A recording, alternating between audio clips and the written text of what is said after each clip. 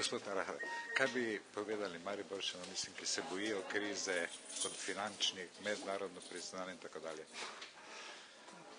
Težko vsem skupaj, se veste, vsak ima svojo pozicijo, vsak ima svojo skrb.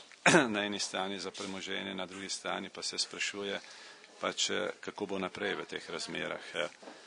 Vendar stvari na eni strani iz vidika tveganj se tukaj v naši državi zmanjšujejo, ker je država dala garancijo, vemo, če gledamo posameznika ali mala podjetja, to pomeni, da v tem smislu je situacija bistveno boljša, kot je bila na začetku.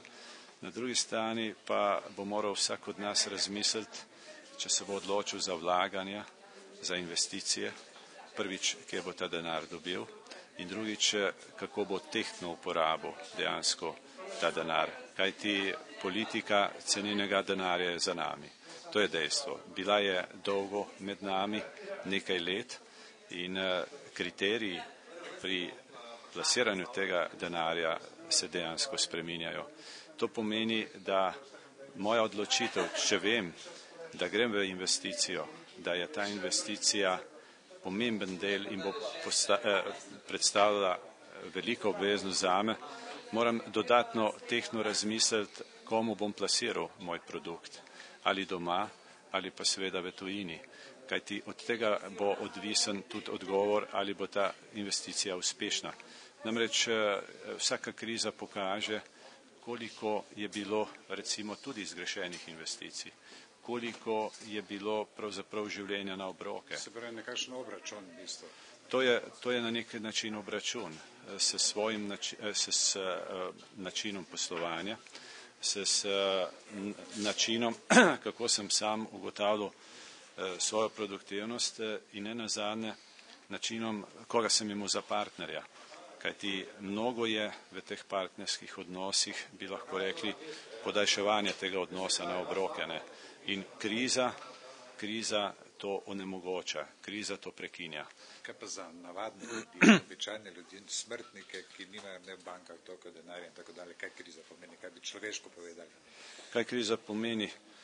Kriza pomeni prav gotovo eno novo stanje, ki je drugačno od včerajšnjega dne, ki narekuje vsakemu bolj tehten premislek, prvič glede na to, kakšne ima dohodke, kakšno ima to premoženje, prvič, kako bo s tem premoženjem gospodaril, da bo prišel od začetka meseca do konca meseca. Na drugi strani pa tudi tisti, ki ima več premoženja, komu bo to premoženje zaupal in tudi kaj pričakuje od tega premoženja. Namreč časi izjemnih dobičkov so tudi za nami. Ti izjemni dobički so pripeljali iz marsikaterega zornega kota do sedanje situacije, ker so bili doseženi v prekratkem roku, bi lahko rekel. In to je eden od razlogov, ki so pripeljali v to krizo in ne nazadnje pocenitev tveganj. Tveganja se pa dejansko povečujejo. Vsaka negotovost povečuje tveganje in tveganje samo po sebi pomeni više stroške. To mi vidimo, a ne? Kajti, če so razmere stabilne, če vemo, kakšna bo situacija, se ravno to dejstvo piše na pozitivni naši strani. In kaj menite, koliko časa bomo potrebovali, da pridemo z krize? To je težko reči. Vsi, bi lahko rekel, danes delajo od držav do inštitucij, kot vidite, sprejemajo različne ukrepe, da bi se kriza čim prej končala.